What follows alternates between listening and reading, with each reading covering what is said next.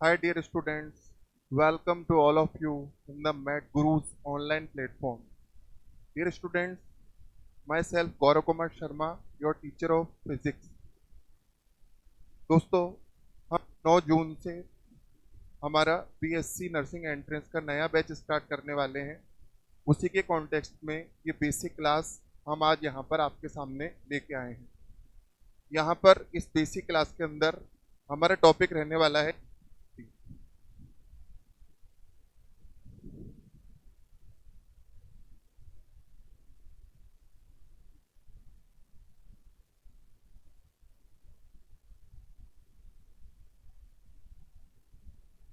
Electricity की। बात करें तो आप डेली लाइफ में कई सारे अप्लायंसेस देखते हैं, जैसे एसी, फैन, ट्यूबलाइट्स। ये सारे जो अप्लायंसेस हैं ये सब इलेक्ट्रिसिटी बेस्ड है। On the other hand side दूसरे कुछ इक्विपमेंट देखते हैं, जैसे मोबाइल, टेलीविज़न, कंप्यूटर, इंटरनेट। ये सारे डिवाइस इलेक्ट्रॉनिक कैटेगरी में आएंगे। एक्चुअली दो चीज़ें होती है, एक होता है सर्किट जो कि बेस्ड होता है कंडक्टर पे, और दूसरा सर्किट होता है बेस्ड डायोड पे। Diode means semiconductor. सेमीकंडक्टर से मिलके बनता है डायोड। तो जो डिवाइसेस कंडक्टर पे बेस्ड होते हैं वो सारे किसकी कैटेगरी में आते हैं? इलेक्ट्रिकल। जबकि वो डिवाइसेस जो कि सेमीकंडक्टर पर बेस्ड होते हैं वो आते हैं आपके इलेक्ट्रॉनिक्स कैटेगरी में। तो यहाँ पर हम बेसिक देखने वाले हैं इलेक्ट्रिकल का। तो देखिए, जब हम विद्युत की बात करते हैं तो सबसे पहला हमारा टॉपिक उसके अंदर रहता है चार्ज, आवेश। एक्चुअली एक्चुअली इलेक्ट्रिसिटी को समझने के लिए सबसे पहले हमको ये समझना पड़ेगा कि चार्ज क्या है। चार्ज आपने देखा होगा, जब अपन एटम पढ़ते हैं तो एटम के अंदर आप तीन चीज देखते हैं। इधर नाभिक जो रहता है उसके अंदर होता है प्रोटॉन और न्यूट्रॉन, और इसकी कक्षा के चारों तरफ चक्कर लगाता है इलेक्ट्रॉन।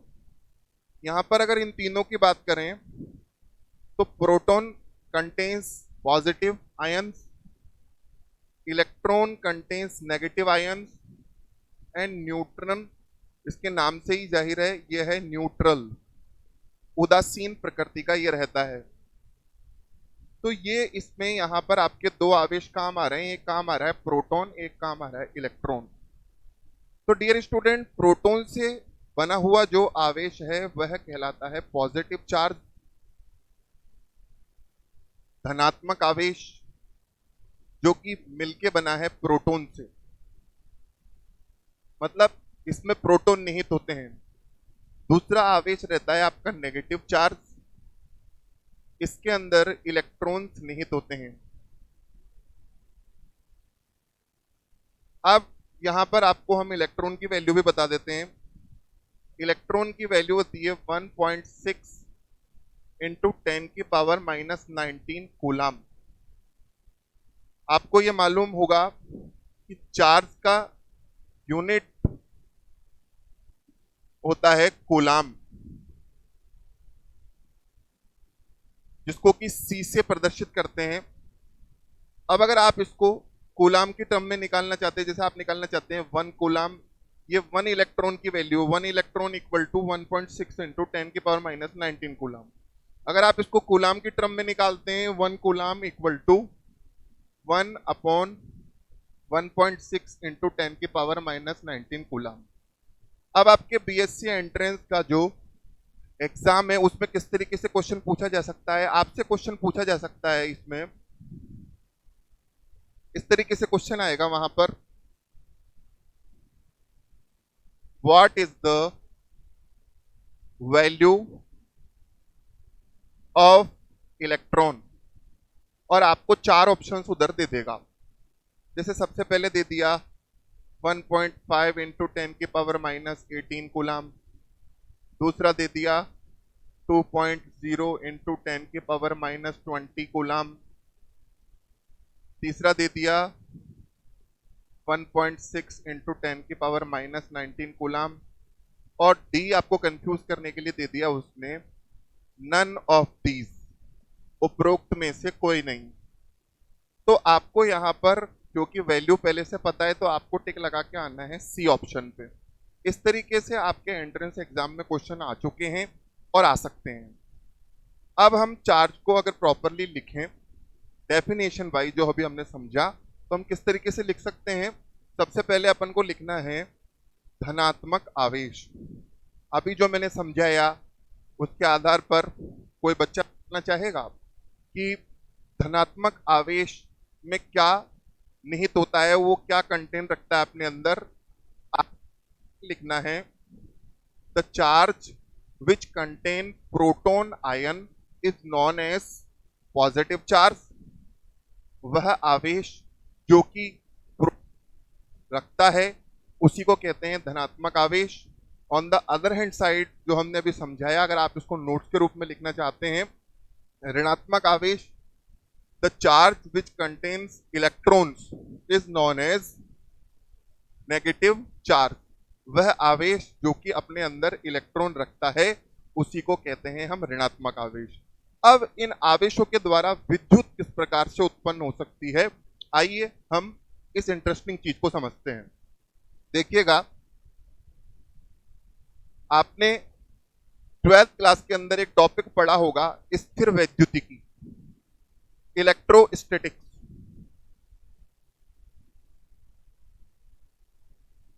इलेक्ट्रोस्टैटिक्स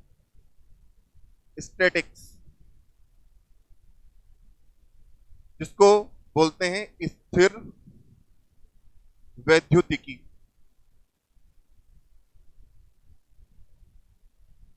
इसका दूसरा नाम भी है फ्रिक्शनल इलेक्ट्रिसिटी, घर्षण विद्युत।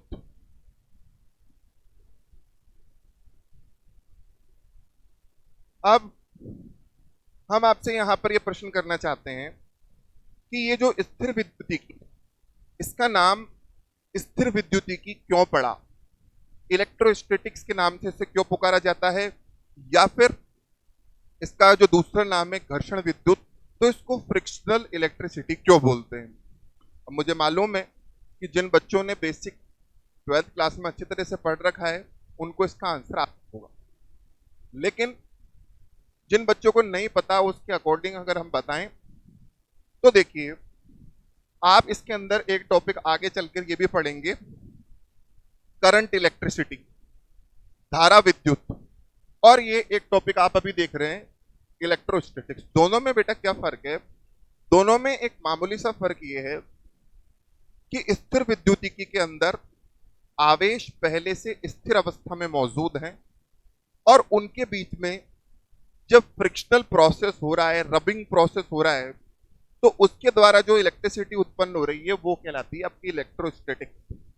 जबकि करंट इलेक्ट्रिसिटी में जो विद्युत है वो करंट के फ्लो होने की वजह से जो है उत्पन्न हो रही है, उसको कहते हैं अपन करंट इलेक्ट्रिसिटी। यानी कि इधर ये समझ में आया कि आवेश अपनी स्थायी अवस्था में था और उस स्थायी अवस्था में उसको रब किया गया, उसमें फ्रिक्शनल प्रोसेस किया गया और उसकी वजह से वो हमको इलेक्ट्रिसिटी देखने को मिली।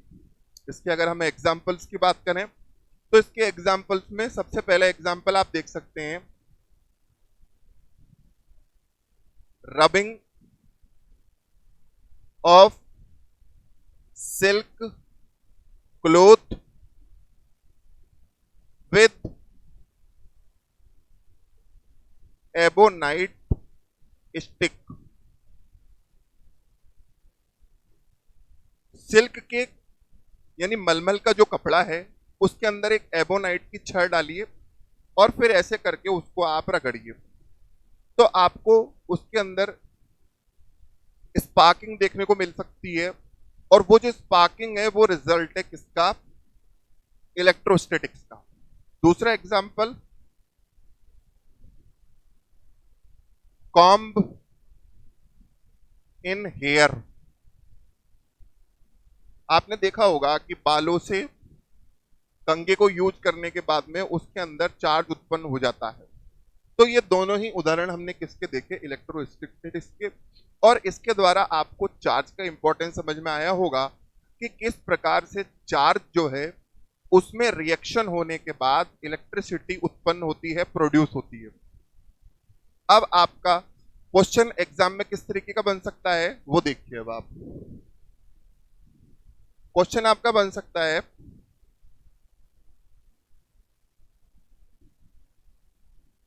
The example of frictional electricity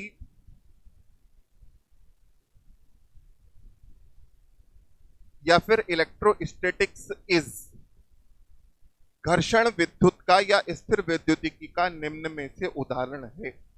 अब आपको 4 ऑप्शन दे देगा। Rubbing of silk with ebonite, B comb in hair, C A and B both, और D all of above। Question को अगर थोड़ा पेचीदा बनाना होगा, थोड़ा कठिन बनाना होगा, तो आपको कुछ इस तरीके से दे देगा 4 ऑप्शन कि भाई घर्षण विद्युत का निम्न में से कौन सा उदाहरण है। सिल्क के कपड़े को एबोनाइट से रगड़ना, बालों में कंघा, दोनों या फिर सारे। तो इधर आपने अच्छे से पढ़ रखा है, इधर आपका आंसर होगा सी, ए एंड बी बोथ। इस प्रकार से आपके एग्जाम में इधर क्वेश्चन बन सकता है इसको लेके। तो चार्ज हमने इधर पढ़ लिया है, चार्ज के अंदर इलेक्ट्रॉन की वैल्यू पढ़ ली है। अब इससे आगे हम दूसरे बेसिक टॉपिक्स को देखते हैं। देखिएगा, चार्ज के बाद में आपका नेक्स्ट टॉपिक आता है करंट, धारा। तो करंट को जब आप ध्यान से समझेंगे तो करंट का डेफिनेशन क्या है देखिएगा। वैसे आप में से अगर किसी बच्चे को मालूम है तो बताइए, करंट का मतलब क्या है, क्योंकि ये बहुत बेसिक टॉपिक है, छोटी क्लासेस से इसको पढ़ते आ रहे हैं, तो बताया जा सकता है इसको बड़े आराम से। ये current, the flow of current. आपने देखा होगा करंट क्या होती है, फ्लो होती है। तो the flow of current with respect to time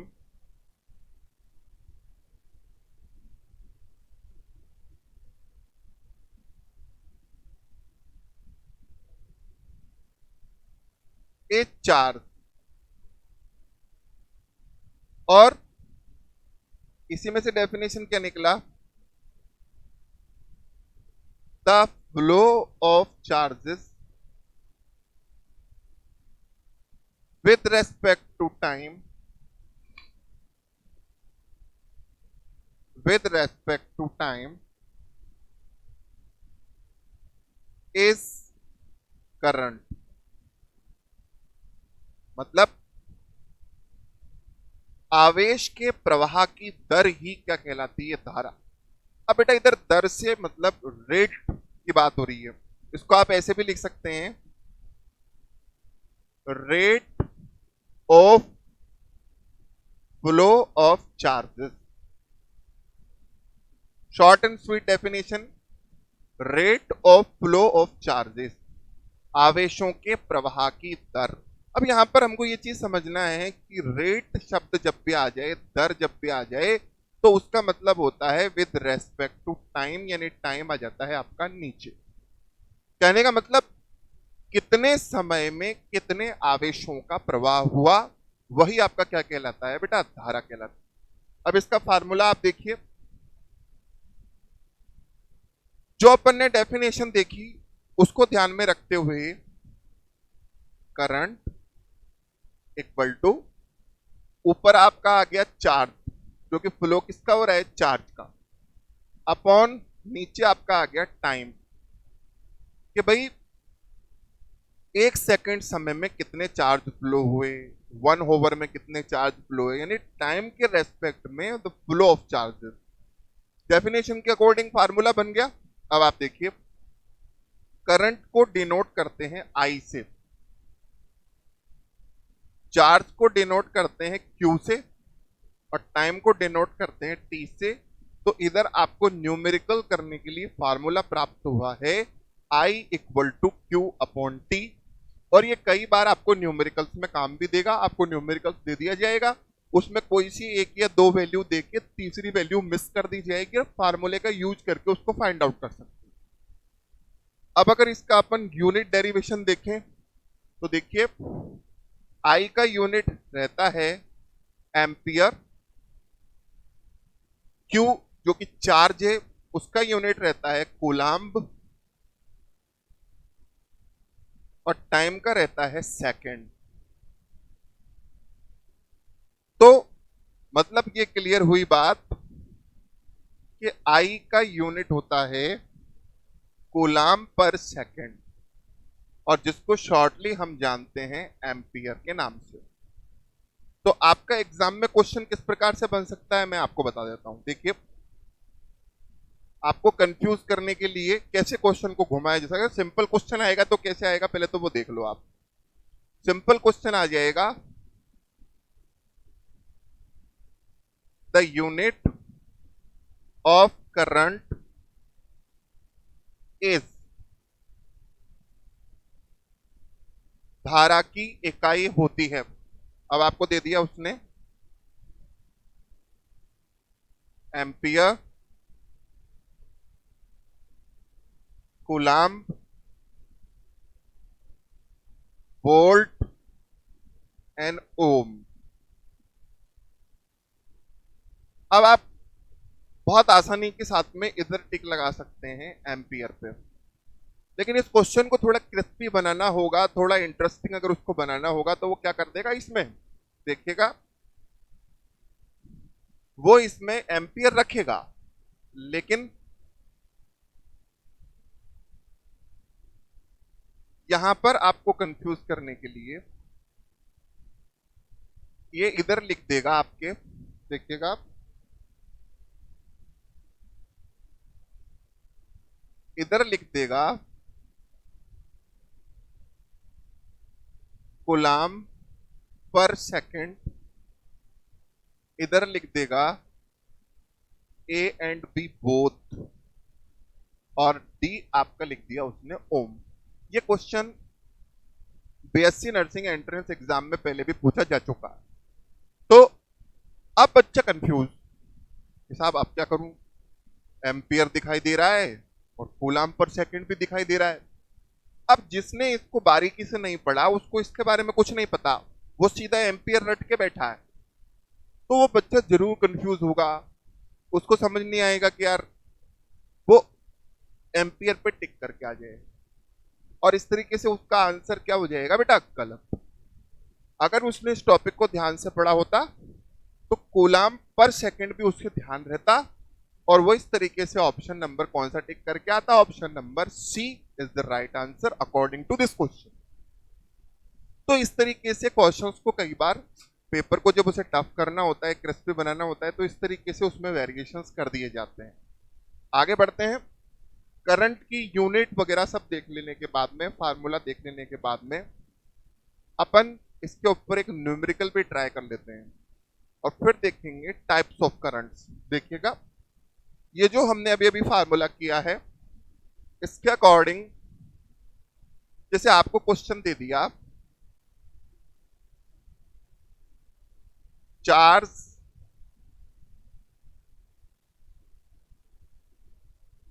आपको दे दिया, चार्ज उसने इलेक्ट्रॉन, और उसके लिए टाइम दे दिया उसने 2 मिनट्स, और आपसे कहा कि इस चार्ज को 2 मिनट तक फ्लो करने पर कितनी करंट क्रिएट होगी, ये अपन को निकालना है।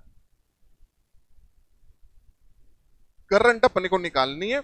उसने कहा है चार्ज जो है ना, वैसे वो चार्ज की कई बार वैल्यू भी दे देता है 3 कूलम 4 कूलम इस तरीके से, लेकिन उसने ये वैल्यू ना देके इस बार आपको कह दिया है कि उस चार्ज का नाम है इलेक्ट्रॉन, और वो 2 मिनट्स तक फ्लो हो रहा है, और उसके द्वारा कितनी करंट फ्लो होगी। तो बहुत आसान है। अब आप देखिएगा इसका सॉल्यूशन, वहां तो आपको ऑब्जेक्टिव में ऑप्शंस के रूप में मिलेगा, लेकिन अगर आप इसको रफ पेज पे सॉल्व करते हैं तो देखिए आपको फार्मूला में, आपको करंट का फार्मूला पता है कि I इक्वल टू होता है Q अपॉन T। यहां पर बेटा Q का मतलब है इलेक्ट्रॉन और टाइम का मतलब है 2 मिनट्स। लेकिन ऐसा करने से काम नहीं चलेगा, इसको हमको और थोड़ा सॉल्व करना पड़ेगा। इलेक्ट्रॉन की वैल्यू यहां पर हम रख देंगे 1.6 इंटू 10⁻⁻19 कूलम, और 2 मिनट को हम फाइनली कन्वर्ट करेंगे किसमें, सेकंड में, बिकॉज उधर सेकंड आ रहा था ना फार्मूले में, इस वजह से इधर आप सेकंड में इसको कन्वर्ट करेंगे। अब बच्चों को अच्छी तरह से पता होगा, ये छोटी क्लास से पता होता है कि 1 मिनट में कितने सेकंड्स होते हैं बेटा, 1 मिनट में सेकंड्स होते हैं 60। तो बहुत आसान क्वेश्चन है कि अगर 1 मिनट में 60 सेकंड हुए तो 2 मिनट में कितने हुए, 120। तो 120 सेकंड्स हम इधर लिख देंगे और फिर इसको हम सॉल्व कर देंगे। सॉल्व करने के बाद में क्या होगा, जैसे आप देखिए इस सवाल को जब हम सॉल्व करते हैं, I equal to 1.6 into 10⁻⁻19 upon 120 को आप लिख सकते हैं 12 इंटू 12 की 10 की पावर +1, ऐसा आप लिख सकते हैं। जब ये +1 ऊपर जाएगा तो ये भी किसका हो जाएगा बेटा, माइनस का। तो I इक्वल टू 1.6 इंटू 10 की पावर -20 अपॉन 12, और आप इसको सॉल्व कर सकते हैं। देखिए ये आपने पॉइंट हटाया, यहां पर लग गया 10, ये 10 भी फिर से ऊपर जाएगा, तो I equal to 16 into 10 to की पावर -21 अपॉन 12। अब इसको काट लीजिए, 4 4 जा 16, 4 3 जा 12। तो फाइनली जब इसमें 4 में 3 का आप डिवाइड देंगे तो I इक्वल टू 1 पॉइंट, देखिए 4 में आपने 3 का दिया,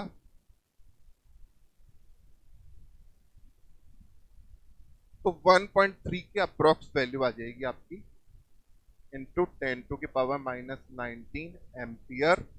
दैट्स योर आंसर। इस प्रकार से आपको क्वेश्चन सॉल्व करने हैं। ये हमने जो फार्मूला बताया था अभी अभी, उसके ऊपर आपको न्यूमेरिकल बताया है।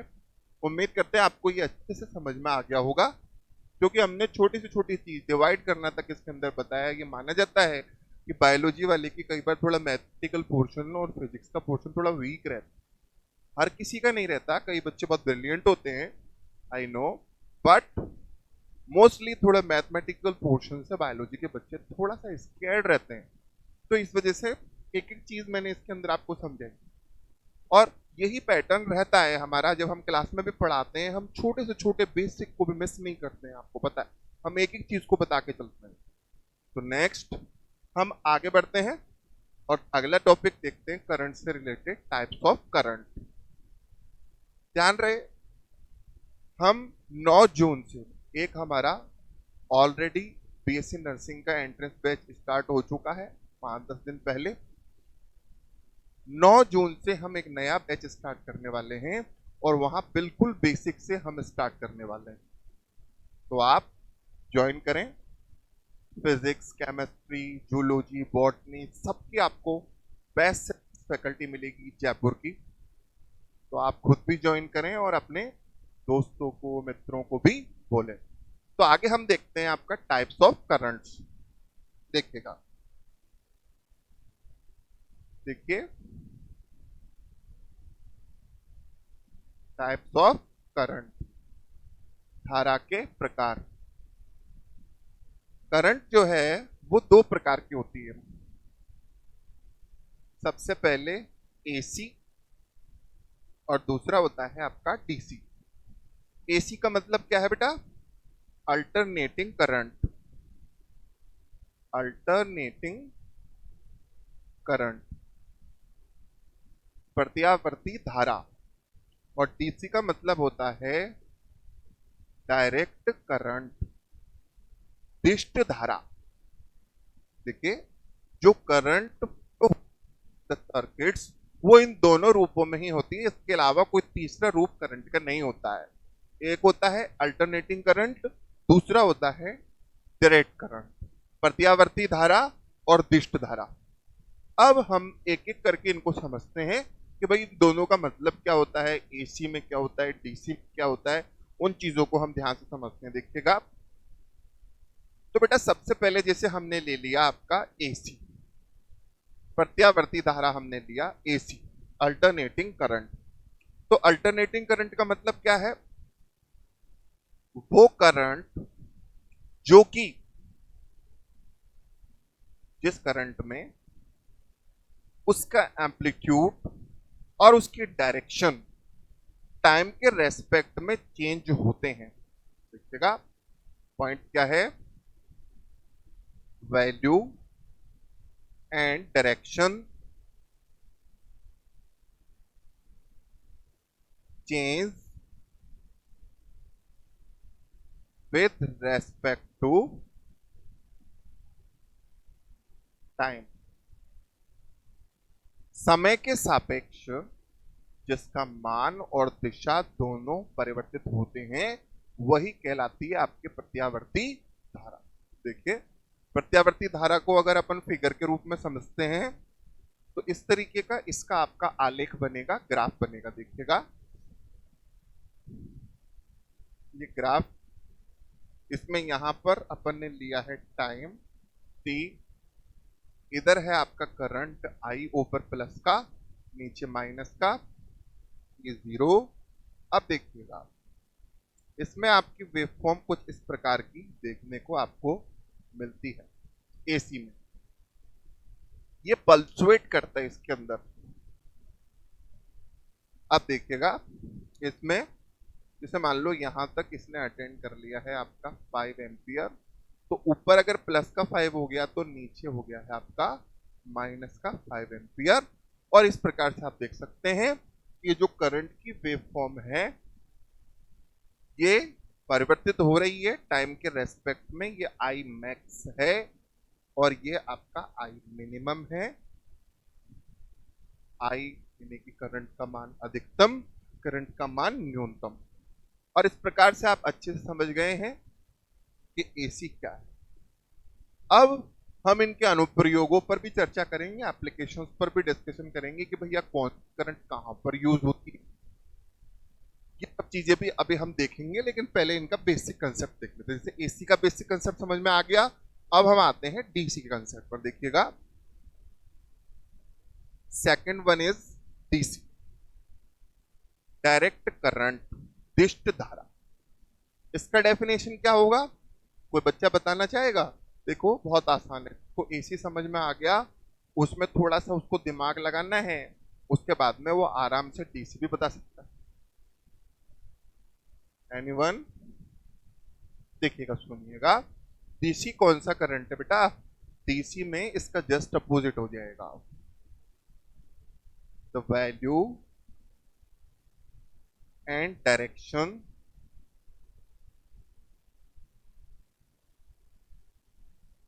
Not change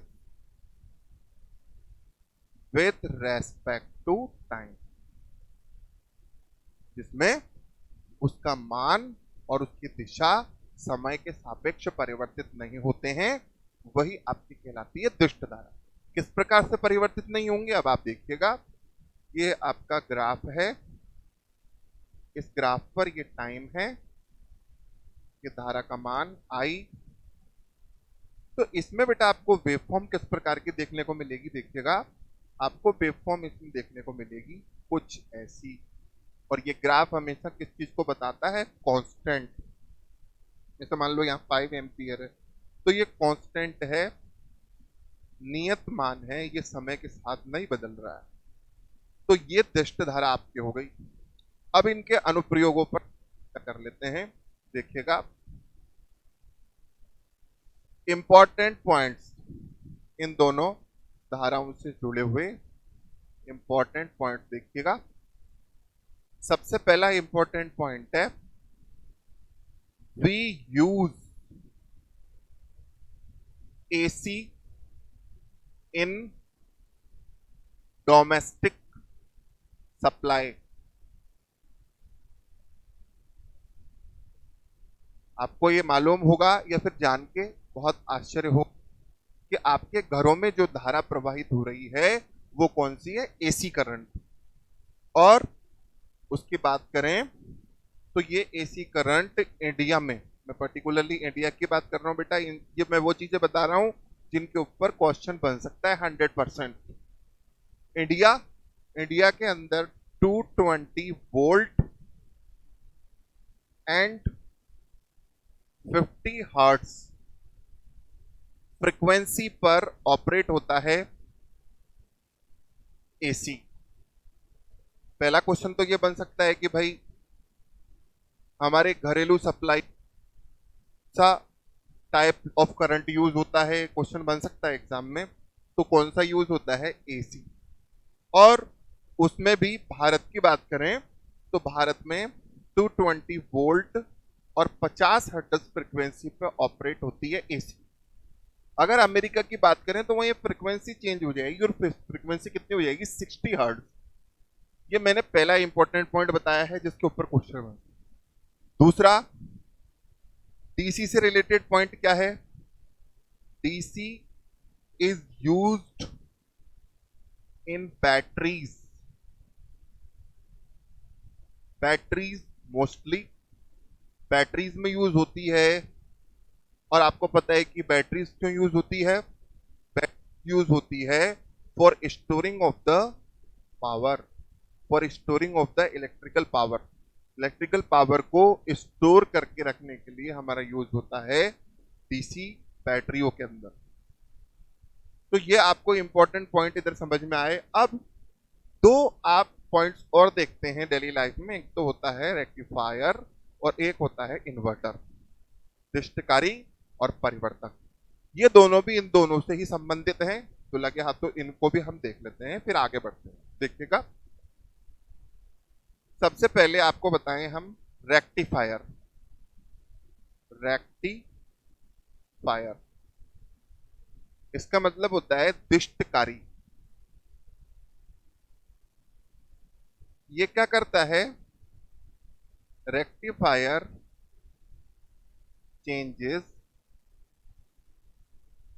AC into DC.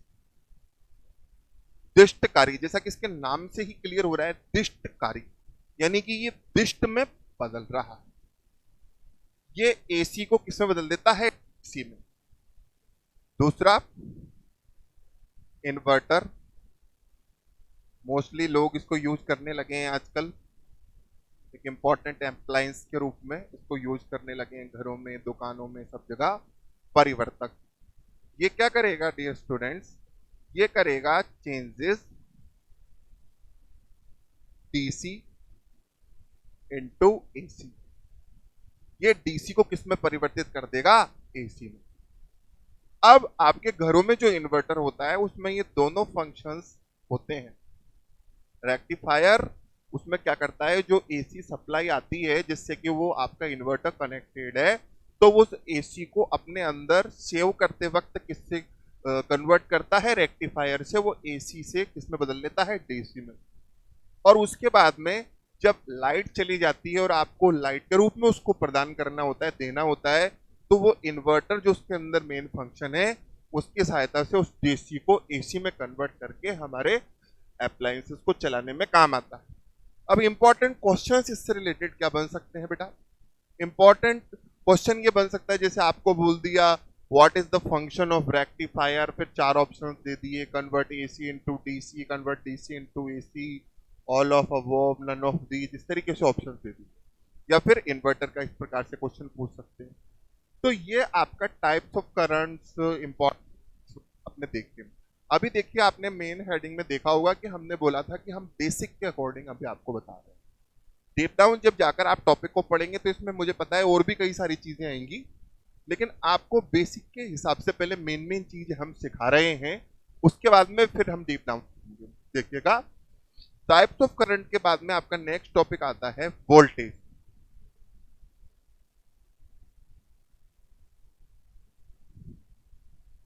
Third topic voltage, विभव, या फिर इसका दूसरा नाम भी है पोटेंशियल। क्या टॉपिक और देखेंगे? वोल्टेज डिफरेंस और पोटेंशियल डिफरेंस, वो अपन देखेंगे, लेकिन उससे पहले विभव को समझ लेते हैं कि साहब विभव क्या है। देखो पोटेंशियल एनर्जी आपने पढ़ी है, तो पोटेंशियल एनर्जी में आपने क्या देखा? एक आपने एनर्जी पढ़ी थी काइनेटिक, एक पढ़ी है पोटेंशियल।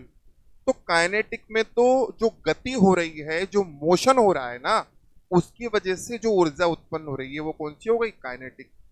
लेकिन किसी चीज के स्थायी रहने की वजह से उसमें जो ऊर्जा संग्रहित होती रहती है, जो उसमें पोटेंशियल के उसके आंतरिक ऊर्जा के रूप में संग्रहित होता रहता है, जिसको कि अपन उसका विभव कहते हैं, हो जाती है ऊर्जा या स्थितिज ऊर्जा। सेम टू सेम वैसा ही कंसेप्ट इधर है। इधर क्या कंसेप्ट है देखिएगा।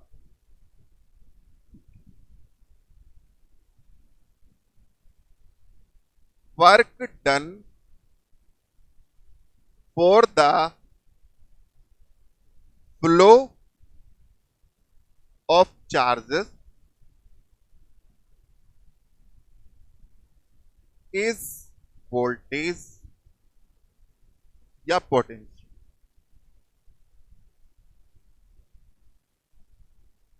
नॉर्मली आप थोड़ी देर के लिए वोल्टेज और वोल्टेज डिफरेंस इन सबको थोड़ा साइड में हटा दें, और अगर नॉर्मली हम वोल्टेज का डेफिनेशन समझें तो वो ये होता है कि आवेशों के प्रवाह हेतु किया गया कार्य ही आपका कहलाता है विभव। यानी कि आवेशों को एक जगह से दूसरी जगह तक आपको पहुंचाना है, तो एक जगह से दूसरी जगह तक पहुंचाने के लिए जितना कार्य उसके ऊपर किया जा रहा है, वो होने वाला कार्य ही आपका क्या हो गया बेटा? वोल्टेज विभव हो गया। अब ये विभव जो है, इसको अगर आप पर्सनली समझते हैं, एक बार आप पोटेंशियल के रूप में इसको समझ रहे हैं, दूसरी बार पोटेंशियल के रूप में समझ रहे हैं, तो वो देखिएगा आप। एक तरफ हमने लिख दिया आपका वोल्टेज या फिर पोटेंशियल,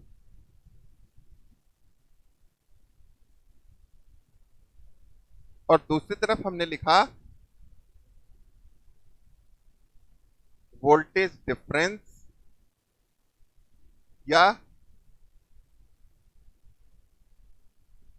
पोटेंशियल डिफरेंस। देखिएगा दोनों में क्या फर्क है बेटा? देखिए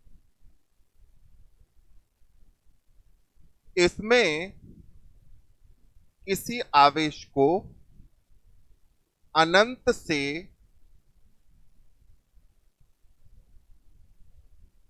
विद्युत क्षेत्र में लाने के लिए, ये कोई आवेश है Q, ये है अनंत, इनफाइनाइट, अनंत से ये आपको जो दिखाई दे रहा है ये है विद्युत क्षेत्र।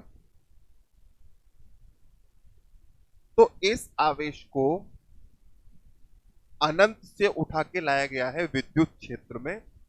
तो किसी आवेश को जब अनंत से विद्युत क्षेत्र में लाया जाए तो उस हेतु जो कार्य किया जा रहा है वो कहलाता है आपका वोल्टेज या potential. On the other hand side voltage difference क्या है? ये आपका विद्युत क्षेत्र हो गया मान लीजिए, और इस विद्युत क्षेत्र में एक पॉइंट है आपका ए, एक पॉइंट है आपका बी। तो इस Q को यहां से यहां पे लाया गया है, ए से बी तक लाया गया है इस Q को। तो इनके जो विभव है, जैसे ये वी ए हो गया, ये वी बी हो गया, तो इनके विभवों का जो अंतर है, जैसे V A B equal to V A minus V B, या फिर V B A equal to V B minus V A. तो विद्युत क्षेत्र में किसी आवेश को एक बिंदु से दूसरे बिंदु तक लाने हेतु जितना कार्य किया गया है वह कहलाता है आपका पोटेंशियल डिफरेंस या वोल्टेज डिफरेंस, जिसको डिनोट इस तरीके से करते हैं। तो दोनों में आपको बेसिक सा फर्क समझ में आ गया होगा इस स्लाइड के द्वारा। अब आगे बढ़ते हैं और वोल्टेज के फार्मूलाज एक्सेट्रा पे डिस्कशन करते हैं। देखिएगा, सबसे पहले हम देखते हैं वोल्टेज का फार्मूला। देखिए, वोल्टेज इक्वल टू, अभी अभी हमने क्या देखा, वर्क डन। वर्क, और वर्क किस पे किया गया है, चार्ज। चार्ज को एक स्थान से दूसरे स्थान पे लाया गया ना, तो उस चार्ज को एक स्थान से दूसरे स्थान पर लाने के लिए जो वर्क किया गया है, और किसको लाया गया है, चार्ज को। आप देखिएगा, वोल्टेज की यूनिट क्या होती है, वोल्ट। वर्क की यूनिट आपको पता है, वर्क की यूनिट क्या होती है, जूल। और चार्ज की यूनिट क्या होती है, कूलाम। तो ये डेरिवेटिव फार्मूला बन गया यूनिट का कि volt equal to joule upon coulomb, यानी कि V equal to J upon C। Next, अब इसको साहब आप शॉर्ट में क्या बोलते हो, वोल्ट। ये चीज हो गई क्लियर। अब इसके ऊपर न्यूमेरिकल भी आ जाएगा, उसमें कोई ना कोई वर्क दे देगा कि साहब इतना जूल वर्क हुआ था और इतने चार्ज पर हुआ था, तो बताइए इसमें कितना वोल्टेज है, कितना पोटेंशियल है। तो आप ये फार्मूला का यूज करके उसको आसानी से निकाल सकते हैं। प्लस ऐसे भी पूछा जा सकता है, वो जो मैंने यूनिट का क्वेश्चन आपको करंट के संदर्भ में बताया था, आपसे कह देगा the unit of voltage is volt, joule पर coulomb, both, none of these. तो आपको किस पे टिक करना है, बोथ पे। आगे बढ़ते हैं और वोल्टेज से आगे बढ़ते हैं। वोल्ट आगे हमारा जो नेक्स्ट टॉपिक है डियर स्टूडेंट, वो है रजिस्टर। लेकिन रजिस्टर हमको सीधे नहीं समझना है, रजिस्टर कहां से उत्पन्न हुआ, रजिस्टर कहां से आया, वो समझने के लिए हमको सबसे पहले समझना है ओम का नियम, द लॉ ऑफ ओम, क्योंकि वहीं से उत्पत्ति होगी रजिस्टर की प्रतिरोध की। देखिएगा, तो अब समझते हैं हम नेक्स्ट स्लाइड में ओम्स लॉ।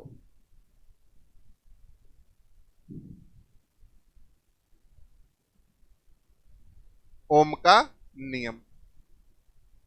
ओम ने क्या नियम दिया, ओम ने कहा कि ये जो दो सिरे हैं, एक का नाम हो गया ए, एक का नाम हो गया बी, इस पर उत्पन्न, और बीच में इनकी एक कनेक्टेड है चालक। ये चालक, कंडक्टर। ओम ने कहा कि एक चालक के सिरों के मध्य उत्पन्न होने वाला विभव, देखिए इस पर जो विभव उत्पन्न हुआ उसको किससे डिनोट करेंगे, वी ए से। इस पर जो विभव उत्पन्न हुआ इसको किससे डिनोट करेंगे, वी बी से। और ओवरऑल जो इनके बीच में विभव उत्पन्न हुआ है, वी। इनके बीच उत्पन्न होने वाला विभव और उस विभव के द्वारा फ्लो होने वाली करंट, ये चालक है। और चालक के दो सिरों के मध्य उत्पन्न होने वाला विभवांतर, और इस विभवांतर के कारण फ्लो होने वाली धारा, ये दोनों आपस में एक दूसरे के प्रोपोर्शनल होती है, समानुपाती होती है। ये बात कही है ओम। देखिएगा, उसकी बात को अगर हम टर्मिनलाइज करें तो देखिएगा उसने क्या कहा, voltage difference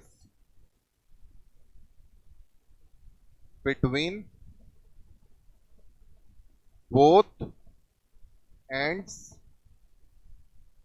of the conductor is proportional to the current flow in it। एक चालक के सिरों के मध्य उत्पन्न होने वाला विभवांतर उसमें प्रवाहित होने वाली धारा के समानुपाती होता है, उसके प्रोपोर्शनल होता है। ये बात है ओम। इसी चीज को हम मैथमेटिकली डेरिवेट करेंगे तो क्या बनेगा देखिएगा। ये बात कुछ इस प्रकार से बनेगी ओम के लॉ की।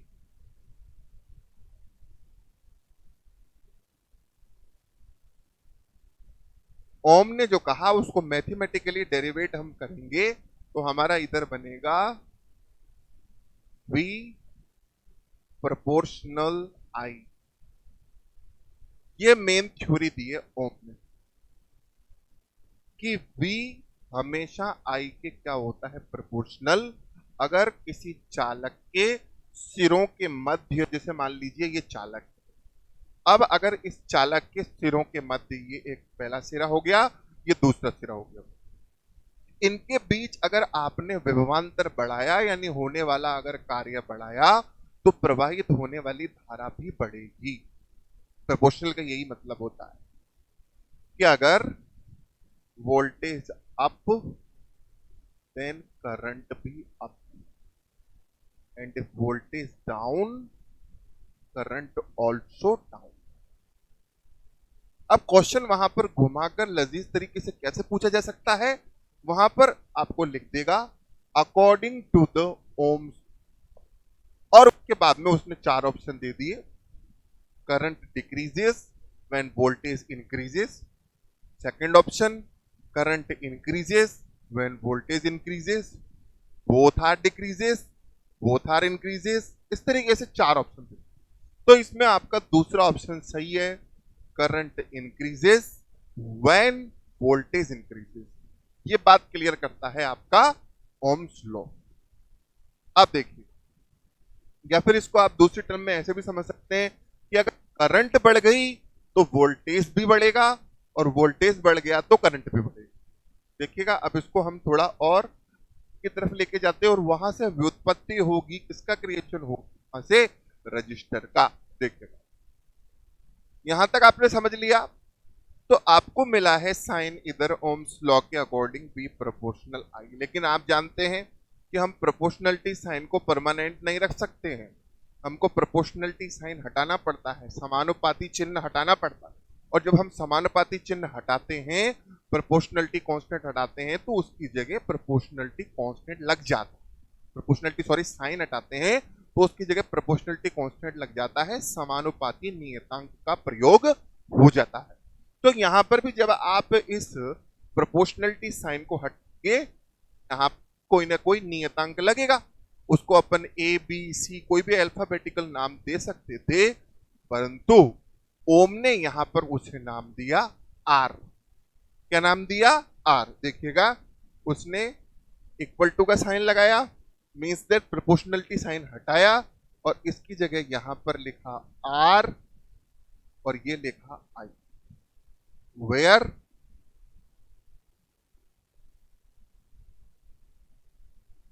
बी का मतलब है वोल्टेज, आई का मतलब है करंट, और आर को उसने बोला है रेजिस्टेंस, विभव, धारा और प्रतिरोध। और ये जो प्रतिरोध है यही यहां पर समानुपाती नियतांक के रूप में है। इनकी यूनिट आपको बता दें तो यहां से आपको यूनिट मालूम है। वोल्टेज की यूनिट होती है वोल्ट, करंट की यूनिट होती है एम्पियर, और रजिस्टर जो कि नया निकला उसके बारे में देखिएगा। इस फार्मूले से क्या क्लियर हुआ, that R equal to V upon I. ये आपका आर का फार्मूला प्राप्त हुआ कि आर जो है वो वी अपॉन आई होता है, दोनों का डिवाइड होता है। यानी कि अगर आप इसको और थोड़ा डेरिवेशन के रूप में देखेंगे तो आर इक्वल टू होगा वोल्ट पर एम्पियर, वोल्ट पर एम्पियर, और आर की यूनिट उसने दी है ओम, क्योंकि ओम का लो है। ओम के लो ने ही तो रजिस्टर को व्युत्पन्न किया है, रजिस्टर को प्राप्त किया है, तो ओम ने अपने नाम से ही इसकी यूनिट का नाम रख दिया ओम, और वो होता है आपका वोल्ट अपॉन एम्पियर। यहां तक आपको क्लियर हो गया होगा रजिस्टर के बारे में। अब ओम के नियम को अगर हम ग्राफिकली समझें तो देखिएगा, ओम्स लॉ बहुत इंपॉर्टेंट है बेटा, ये एग्जाम के पर्पज से बहुत इंपॉर्टेंट टॉपिक है। ओम्स लॉ लगने में बहुत सीधा लगता है, बट इसमें विभिन्न प्रकार के अलग अलग टॉपिक्स आते हैं। अभी जो हम चीज की बात कर रहे हैं उसमें ये चीज भी आपको दिमाग में रखनी है कि स्थायी तापमान पर, कांस्टेंट टेम्परेचर पर ही ये समानुपाती होंगे। अगर कांस्टेंट टेम्परेचर नहीं है तो नहीं हो सकता। तो देखिए,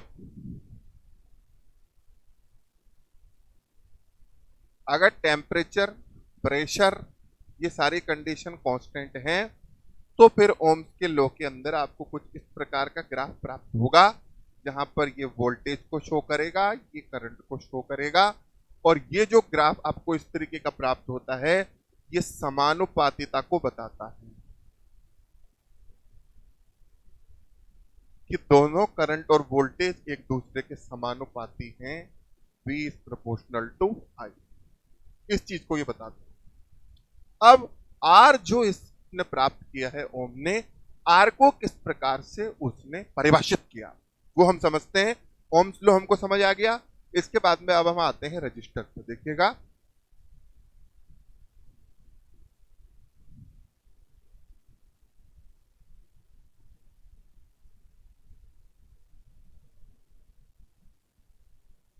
प्रतिरोध, तो क्या है प्रतिरोध? देखिएगा,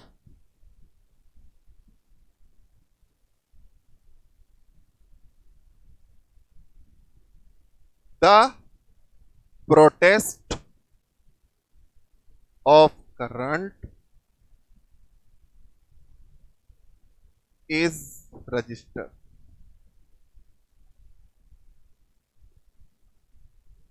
धारा का विरोध ही प्रतिरोध होता है। धारा का विरोध ही क्या होता है? प्रतिरोध होता है। अब देखिए, फार्मूला हमारे को प्राप्त हुआ था R equal to V upon I। Unit वगैरह भी सब हमने निकाल ली थी, लेकिन इससे संदर्भ क्या निकल के आया? मेन संदर्भ ये निकल के आया कि R इज, सॉरी,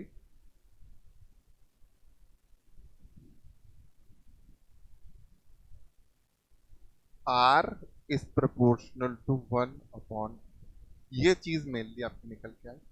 इससे हमको क्या पता चला कि अगर आपका R बढ़ेगा तो I घटेगा, और R अगर घटेगा तो I बढ़ेगा। ये एक इंपॉर्टेंट बात है जिसके ऊपर ओम्स के लॉ में क्वेश्चन पूछा जा सकता है कि ओम के नियम के अनुसार अगर प्रतिरोध का मान बढ़ता है तो क्या धारा का मान बढ़ेगा? तो ये चीज आपको इधर से पता चलेगी कि अगर रेजिस्टेंस बढ़ता है तो धारा घटेगी, और अगर रेजिस्टेंस घटता है तो धारा का मान बढ़ेगा। अब देखिएगा, आगे हम चीजों को देखते हैं। यहां तक आपको क्लियर हो गया। अब रेजिस्टेंस जो रहता है, प्रतिरोध जो पर है, देखिएगा,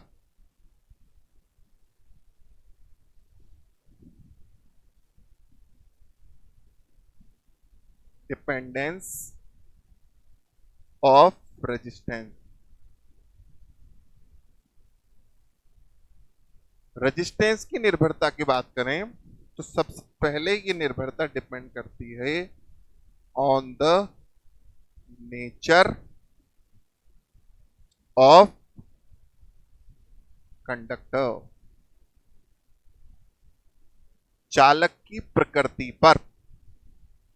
चालक किस प्रकार का है, इस प्रकृति पर डिपेंड करेगी प्रतिरोध की प्रकृति। प्रतिरोध का क्वालिटी। देखो, आपने देखा है कि धारा का विरोध करने का गुण ही क्या होता है? प्रतिरोध होता है।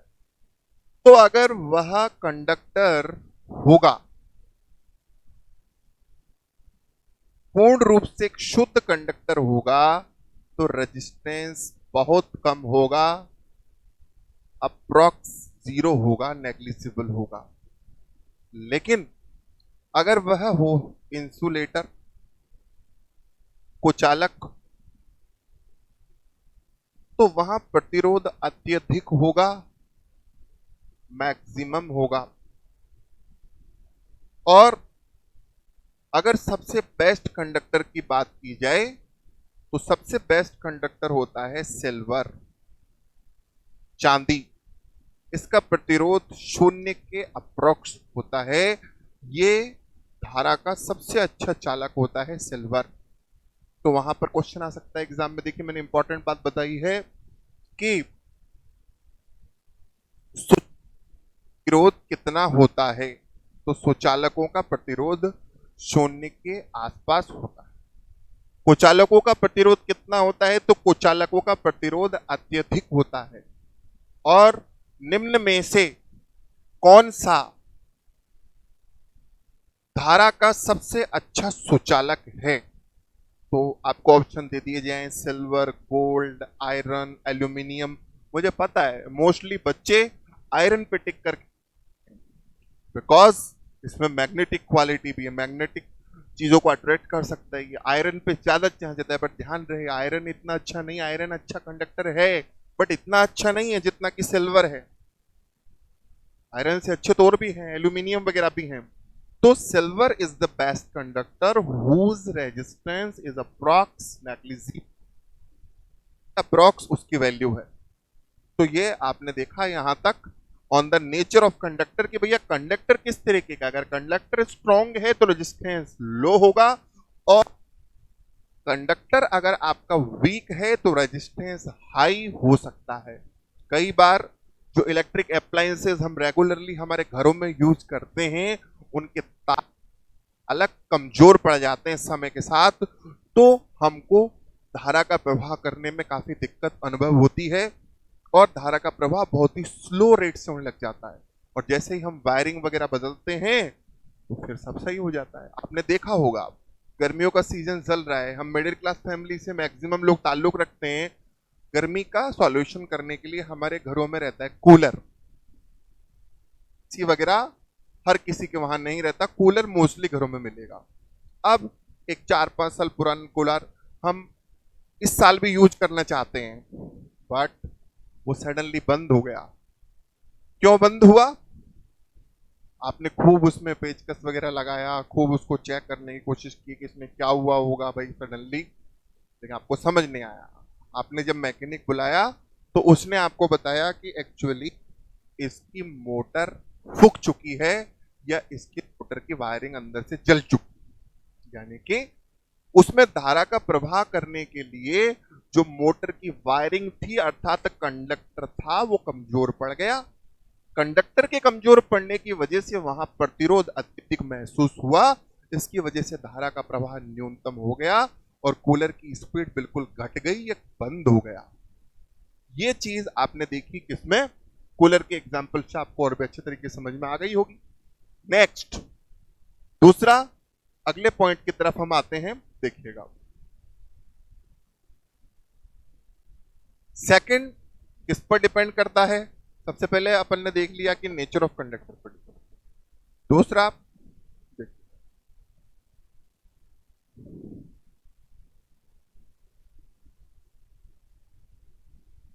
रेजिस्टेंस है वो टेम्परेचर पे भी डिपेंड करता है। तापमान, तापमान और प्रतिरोध के रिश्ते की बात करें तो इनका रिश्ता समानुपाती का होता है।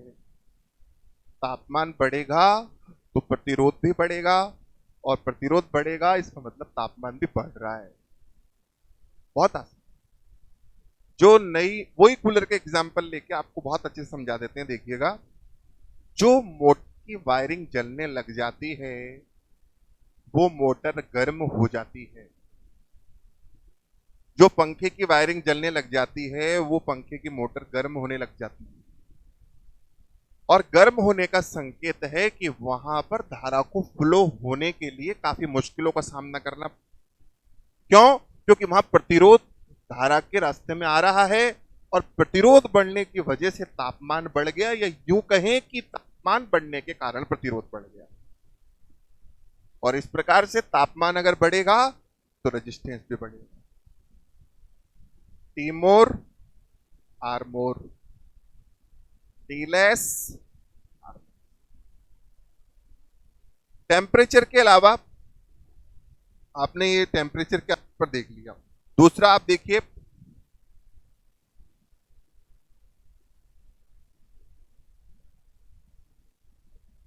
क्रॉस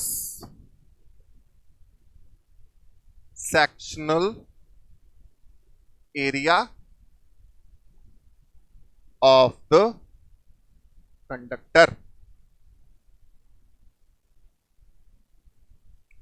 चालक के अनुप्रस्थ काट का क्षेत्रफल इस प्रकार से होगा। मैं आपको फिगराइज करता हूं, देखिए। जैसे मान लो ये चालक है, मैं थोड़ा जूम करके बना दिया आपके लिए। ये वायर है बेटा, वायर जो वो छोटा होता है, मैं उसको थोड़ा जूम करके बना रहा हूं।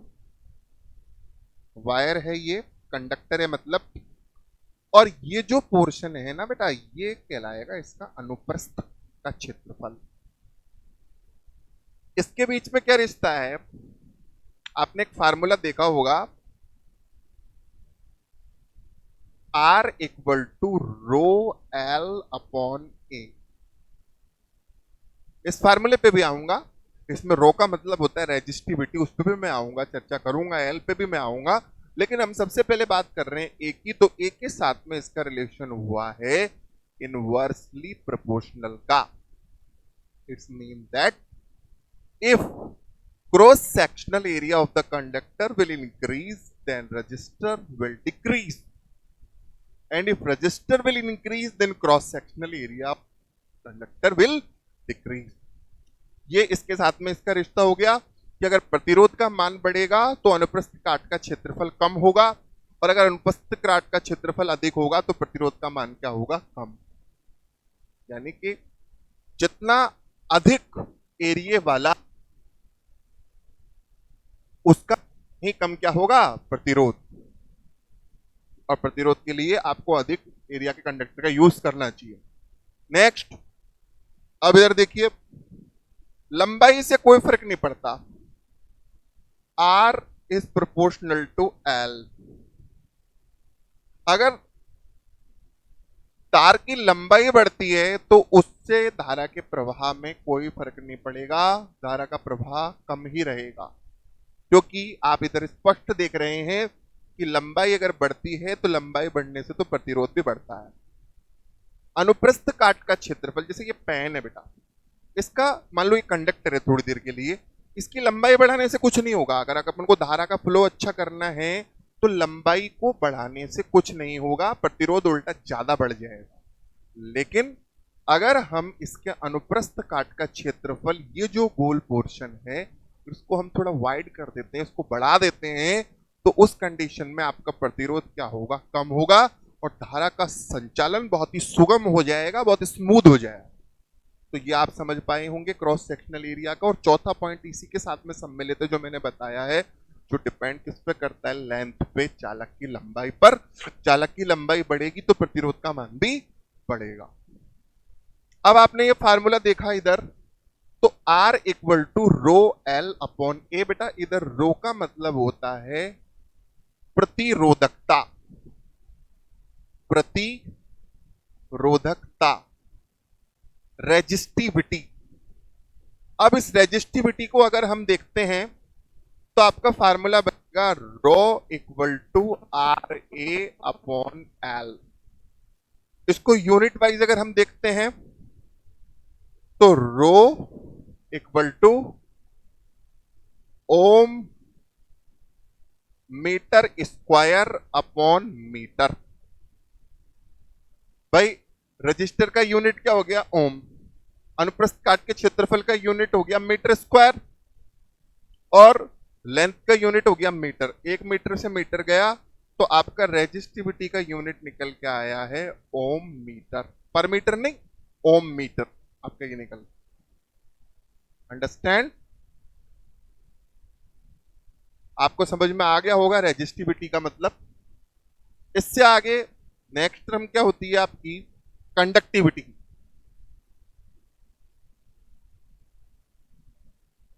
कंडक्टिविटी, चालकता।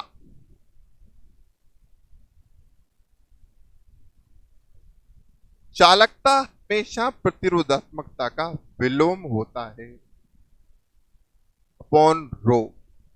रो का जो वैल्यू आया है चालकता उसकी जस्ट उल्टी होगी, यानी उसकी जो यूनिट निकल के आई है उसमें इनवर्स लग जाएगा। कैसे उल्टी होगी?